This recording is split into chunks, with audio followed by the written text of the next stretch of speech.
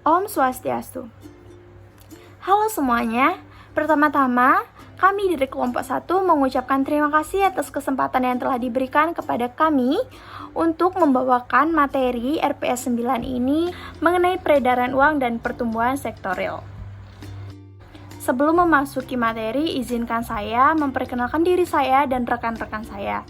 Saya Loheka Nindya Harsanaswari, NIM akhir 063, rekan saya Nikade Febrianti dengan NIM akhir 007, dan Nimade Gea Ayu Anjani dengan NIM akhir 049. Kesempatan kali ini kami dari kelompok 1 akan membawakan 3 subpokok bahasan. Yang pertama ada peredaran uang, yang kedua ada lembaga keuangan, dan yang terakhir ada sektor real. Baik, langsung saja untuk materi pertama akan dipaparkan oleh rekan saya Nikade Febrianti. Nah, untuk materi yang pertama mengenai peredaran uang akan disampaikan oleh saya sendiri, di mana peredaran uang menurut Sukirno pada tahun 2010 pada halaman 281, di mana uang yang terdapat dalam perekonomian adalah penting untuk membedakan di antara mata uang dalam peredaran dan uang beredar. Mata uang dalam peredaran adalah seluruh jumlah uang yang telah dikeluarkan dan diedarkan oleh bank sentral. Nah, ada juga menurut Menkyu tahun 2006 pada halaman 169, di mana uang adalah seperangkat aset dalam perekonomian yang digunakan oleh orang-orang secara rutin untuk membeli barang atau jasa dari orang-orang lain. Selanjutnya, di dalam perekonomian, uang memiliki 3 fungsi, di mana fungsi yang pertama yaitu sebagai alat pertukaran, dan untuk yang kedua sebagai satuan hitung, di mana ukuran untuk menetapkan harga-harga serta mencatat tagihan dan utang. Untuk yang ketiga yaitu ada sebagai penyimpanan nilai, di mana uang merupakan alat yang bisa digunakan oleh masyarakat untuk mentransfer daya beli dari masa sekarang ke masa depan. Untuk materi selanjutnya yaitu mengenai teori-teori uang beredar. Untuk yang pertama yaitu ada teori mengenai kuantitas uang atau quantity theory of money. Teori ini sebenarnya adalah teori yang mengenai permintaan sekaligus penawaran akan uang, beserta interaksi antara keduanya. Fokus dari teori tersebut adalah hubungan antara penawaran uang atau jumlah uang yang beredar dengan nilai uang atau tingkat harganya. Untuk yang kedua yaitu ada teori Cambridge atau Marshall-Pigou. Teori Cambridge ini berpokok pada fungsi uang sebagai alat tukar umum atau mean of exchange. Karena itu, teori-teori klasik melihat kebutuhan uang atau permintaan akan uang dari masyarakat sebagai kebutuhan akan likuiditas dan tujuan transaksi. Teori Cambridge ini mengatakan bahwa kegunaan dari pemegangan kekayaan dalam bentuk uang adalah karena uang atau berbeda dengan bentuk kekayaan lain, mempunyai sifat liquid sehingga dengan mudah bisa ditukarkan dengan barang lain. Untuk yang ketiga ada teori menurut Keynes, adalah teori yang bersumber pada teori Cambridge, tetapi Keynes memang mengemukakan sesuatu yang betul-betul berbeda dengan teori moneter tradisi klasik, di mana pada hakikatnya perbedaan ini terletak pada penekanan oleh Keynes pada fungsi uang yang lain, yaitu sebagai store of value dan bukan hanya sebagai means of exchange. Sekian presentasi dari saya, selanjutnya akan dilanjutkan oleh rekan saya. Terima kasih. Terkait dengan definisi dari lembaga keuangan, di mana definisi dari lembaga keuangan ini menurut dari Abdul Karim Muhammad, lembaga keuangan atau financial institution adalah badan usaha yang mempunyai kekayaan dalam bentuk aset keuangan atau financial asset, di mana kekayaan berupa aset keuangan ini digunakan untuk menjalankan usaha di bidang jasa keuangan, baik sebagai penyedia dana untuk membiayai usaha produktif dan kebutuhan konsumtif maupun jasa keuangan bukan pembiayaan.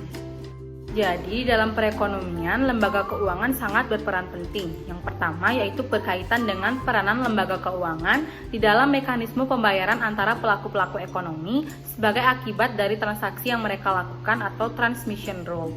Yang kedua, berkaitan dengan pemberian fasilitas mengenai aliran modal dari pihak yang kelebihan dana kepada pihak yang membutuhkan dana atau intermediation role. Dan yang terakhir yaitu lembaga keuangan berperan dalam mengurangi kemungkinan adanya risiko yang ditanggung oleh pihak pemilik dana atau penabung. Baik, materi selanjutnya itu terkait dengan jenis-jenis lembaga keuangan, yang mana di dalam sistem perekonomian Indonesia terdapat dua jenis lembaga keuangan, yaitu lembaga keuangan perbankan dan lembaga keuangan non-bank. Yang pertama yaitu terkait dengan lembaga keuangan perbankan, di mana lembaga keuangan perbankan ini adalah lembaga yang menghimpun dana dari masyarakat dalam bentuk simpanan dan menyalurkannya kepada masyarakat dalam bentuk kredit atau bentuk-bentuk lainnya. Dan dalam kegiatannya ini juga memberikan jasa terhadap lalu lintas pembayaran. Karena lembaga keuangan bank ini dapat menerima simpanan dari masyarakat, maka disebut juga sebagai depository financial institution yang terdiri dari bank umum dan bank perkreditan rakyat.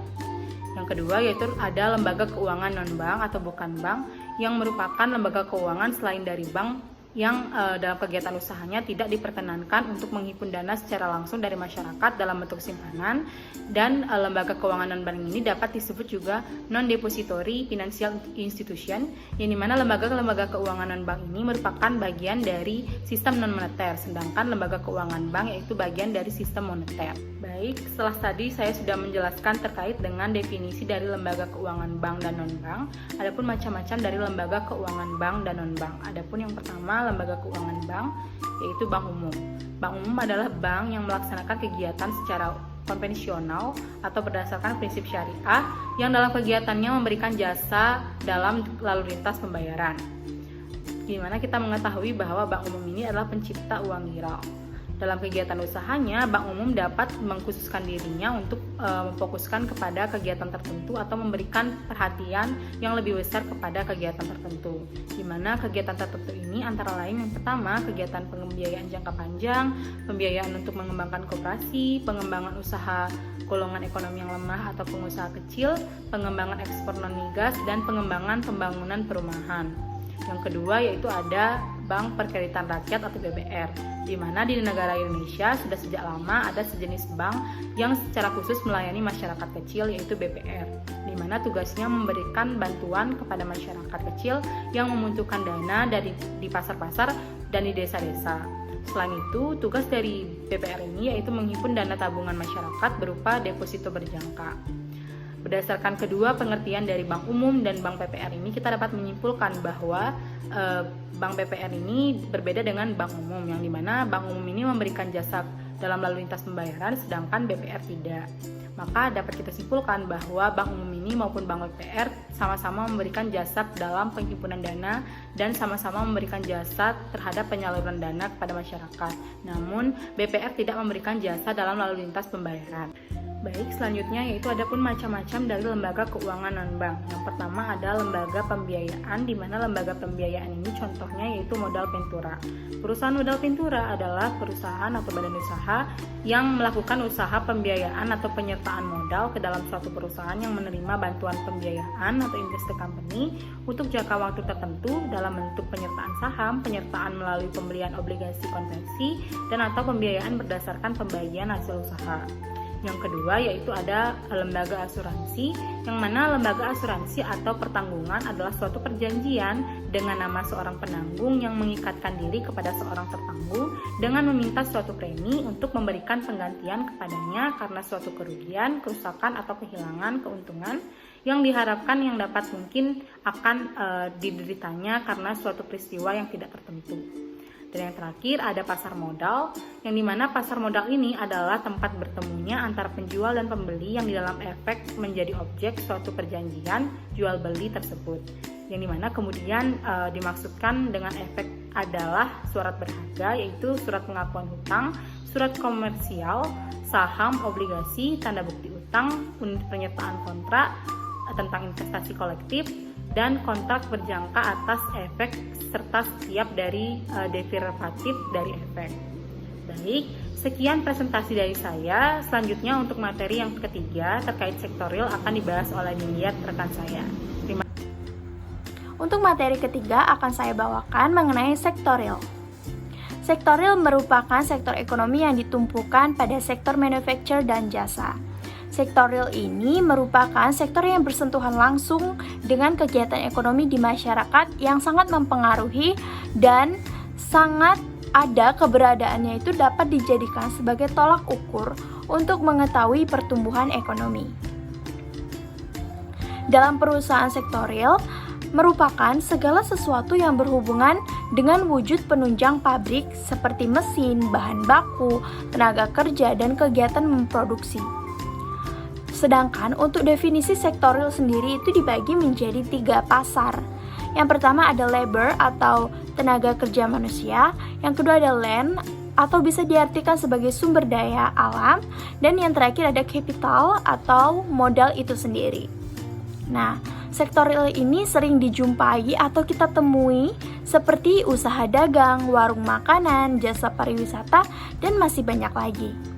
Semua usaha yang bergerak pada bidang yang tampak fisiknya termasuk pada physical investment atau investment sektorial, di mana investasi sektorial ini merupakan jenis investasi yang asetnya real atau nyata.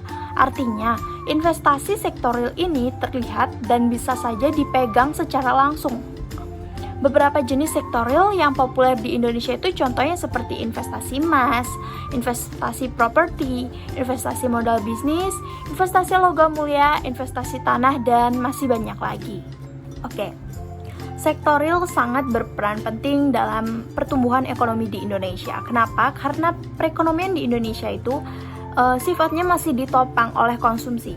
Nah, pendekatan demand side itu lebih menentukan daripada supply side, terutama dalam kondisi pandemi COVID-19 ini. Nah, menurut Irfan Shawki, di mana pertumbuhan ekonomi itu memang tergantung pada sektorial, karena sektorial ini diibaratkan sebagai roda yang dapat berputar atau yang dapat memutar perekonomian. Nah, sektorial ini merupakan sektor nyata, di mana sektor yang menghasilkan barang dan jasa di masyarakat. Apabila sektorial ini terus mengalami kenaikan yang secara signifikan terhadap suatu negara, maka perkembangan perekonomian di negara tersebut bisa dikatakan mengalami pertumbuhan yang sangat baik. Sekian presentasi dari kami kelompok 1. Terima kasih atas perhatiannya. Kami ucapkan mohon maaf apabila terdapat kesalahan dalam pemaparan materi, baik yang disengaja maupun tidak disengaja. Saya tutup dengan Parama Santi. Om Santi Santi Santi Om.